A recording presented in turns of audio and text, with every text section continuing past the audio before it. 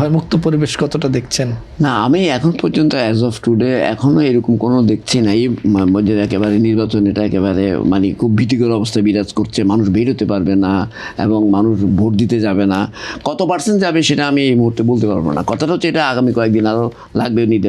প্রশ্ন হচ্ছে যে এটা যাতে সহিংস না হয়ে উঠে, এবং যে আশঙ্কাটা আসলে এটা অনেক ক্ষেত্রে আমি দেখছি সোশ্যাল মিডিয়া এখানে একটা এক ধরনের ভূমিকা রাখছে, নেগেটিভ ভূমিকা রাখছে, যে এটা একটা ভয়ের আবহ তৈরি করার চেষ্টা করছে, নানা ধরনের ইনপুট দিচ্ছে। এগুলো অনেকগুলি কিন্তু সত্য না, কিন্তু আমি সেই আলোচনা যেতে পারবো না সময়ের অভাবে, এবং এইগুলো কারা করছে কী করছে সেই আলোচনা যাচ্ছে না। কিন্তু এই যে সোশ্যাল মিডিয়াতে মানুষ দেখে, তো ট্র্যাডিশনাল মিডিয়া, এখন তো সোশ্যাল মিডিয়ার অনেক ভিউয়ার আমরা জানি।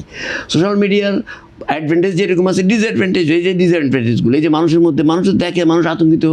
আমি অনুরোধ করবো যে রাজনৈতিক দলগুলি ক্যাম্পেইনটা করা উচিত, যারা নির্বাচন যায়, যে না, এটা নির্ভয় হবে, আমরা আপনাদের পাশে আছি, আমরা নির্বাচনে জিততেও চাই, অ্যাট দ্য সেম টাইম আপনারাও নির্ভয়ে ভোট দিতে, এই জিনিসটাও এনশিওর করতে হবে সরকারের কর্মকাণ্ডের পাশাপাশি, সরকারের যে উদ্যোগ থাকবে, এবং সরকারও এবং সত্যিকার অর্থে সিনসিয়ারলি এটা মুখে যেটা বলে সেই কাজটাই করে দিতে হবে।